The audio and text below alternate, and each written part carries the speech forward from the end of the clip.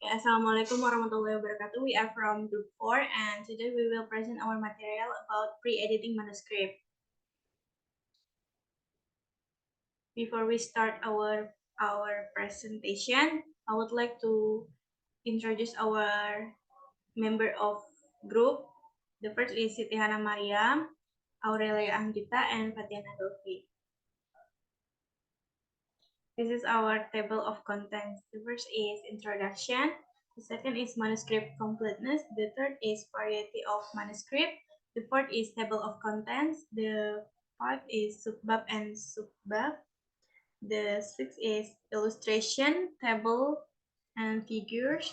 The seventh is footnotes. The eighth is information about the author. And the last is read the entire script.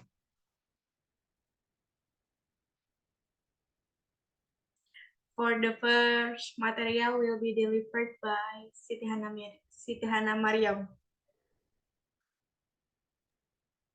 Oke, makasih Nanda. The first is introductions. The importance of manuscript editing are several important things that an editor needs to pay attention to, including completeness of the manuscript, table of contents, author information, footnotes, subchapters and sub-subchapters, illustration, table of figures, and read the entire script. So, sebelum memulai menyunting naskah, tentu ada beberapa hal yang perlu diperhatikan oleh seorang penyunting naskah. Jadi, beberapa hal yang perlu diperhatikan oleh seorang penyunting naskah itu, yang pertama itu ada memeriksa kelengkapan naskah. Yang kedua itu memeriksa table of contents. Terus ada juga mengecek informasi mengenai penulis, terus catatan kaki, setiap subbab dan sub-subbabnya, kemudian ilustrasi, table atau gambar yang ada dalam manuskripnya, dan serta pembacaan sepintas. Jadi, kesembilan hal ini beberapa hal penting yang perlu diperhatikan sebelum melakukan penyuntingan naskah. The next is completeness of the manuscript atau kelengkapan naskah. Jadi di bagian ini ada beberapa hal yang perlu diperhatikan sebelum untuk melihat kelengkapan naskah tersebut. Jadi beberapa hal itu ada manuscript title page, main page, friends page, copyright, dedication page, list of contents, list of table, list of abbreviation, list of symbol, list of illustration or drawings, introduction, foreword, chapters, list of foreign words, glossary of terms, bibliography, attachment, index, and biography. So the 19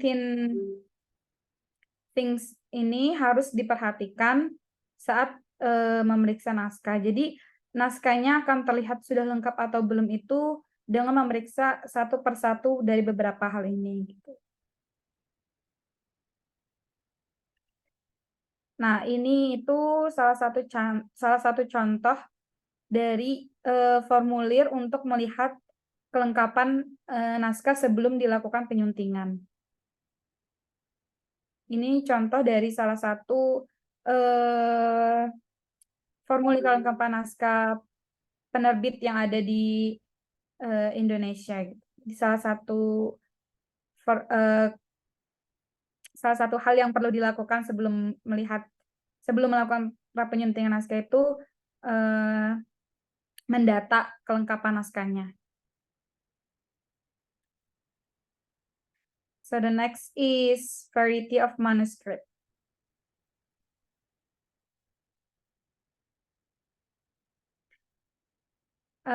So the variety of manuscript itu several types of manuscript that you need to know. Jadi selain memeriksa kelengkapan naskah, dalam melakukan prapenyuntingan naskah itu kita juga harus melihat bagaimana naskah tersebut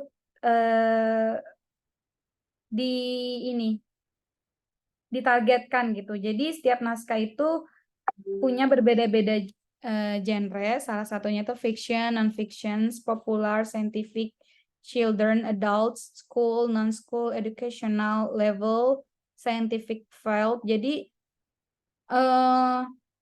setiap penyunting naskah itu harus tahu dulu di mana kelompok manuskrip tersebut berada gitu. Jadi antara fiction dan non-fiction itu melakukan penyuntingannya itu berbeda. Jadi setiap ragam naskah ini, jadi fiction, non-fiction, popular, scientific, children, adults, sampai scientific field ini merupakan ragam naskah.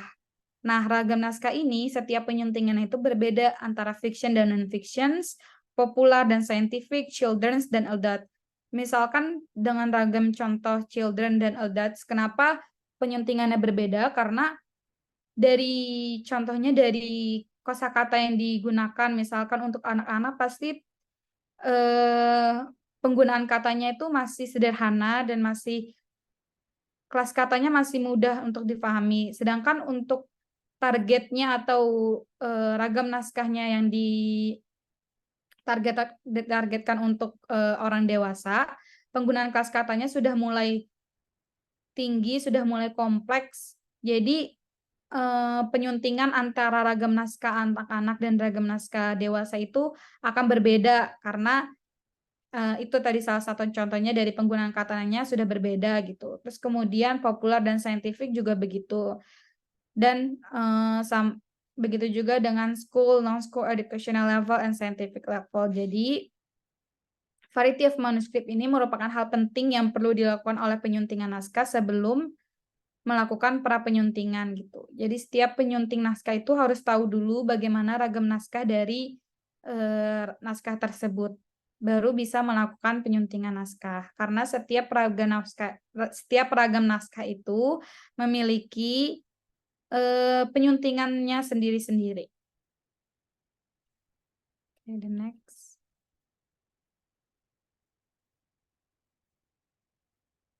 Selanjutnya akan dibawakan oleh Aurelia Anggita. Adanya dipersilahkan. Oke, untuk selanjutnya ada list of content. List of content.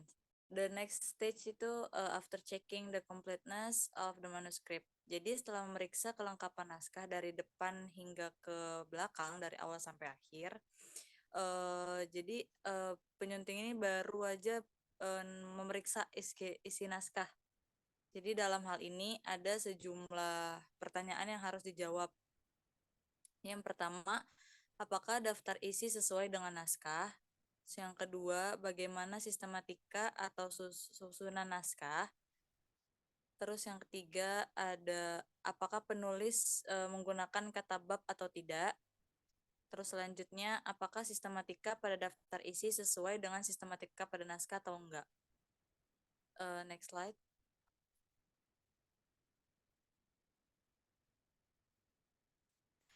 Yang kelima itu ada subchapter and sub-subchapter. Nah, seorang penyunting naskah ini perlu memeriksa apakah dalam bab naskah ini digunakan subbab dan sub-subbab atau enggak. Terus penyunting naskah pun harus memeriksa apakah subbab dan sub-subbab ini berkaitan dengan bab-bab yang lainnya. Jadi kalau nggak berkaitan, penyunting itu harus buat notes ke penulisnya. Terus setelah itu penyunting naskah perlu memeriksa apakah penomoran subbab dan sub-subbab sudah seragam atau belum. Karena dalam hal ini ada beberapa kemungkinan yang diterapkan penulis. Jadi yang pertama ada Roman numeral, itu ada angka Romawi. Yang kedua ada angka-angka Arab atau angka pada umumnya 1, 2, 3. Terus yang ketiga ada huruf Latin. Next slide. Yang keenam ada illustration, table, or figure. Nah, pada tahap ini seorang penyunting naskah perlu memeriksa apakah naskah yang akan ditangani ini memuat tabel, ilustrasi, atau gambar. Terus sekiranya ada pada naskah ini tentu perlu diberi tanda atau disiapkan ruang untuk dikasih notes ke penulisnya. Terus sekiranya udah tersedia, perlu juga diperiksa apakah sudah ada teksnya, caption, atau belum. Karena kalau belum, hal ini harus dicatat untuk dimintakan ke penulis seperti yang saya bilang sebelumnya. Terus ada kalanya tabel, ilustrasi atau gambar naskah ini akan disusulkan kemudian. Artinya, ketika menawarkan atau memasukkan naskah ke penerbit, penulis belum menyertakannya. Hal ini perlu dicatat penyunting naskah dan tentunya perlu diberikan batas waktu kapan tabel, ilustrasi, atau gambar itu harus diserahkan ke penerbit. Oke, selanjutnya akan saya serahkan kepada Fathia.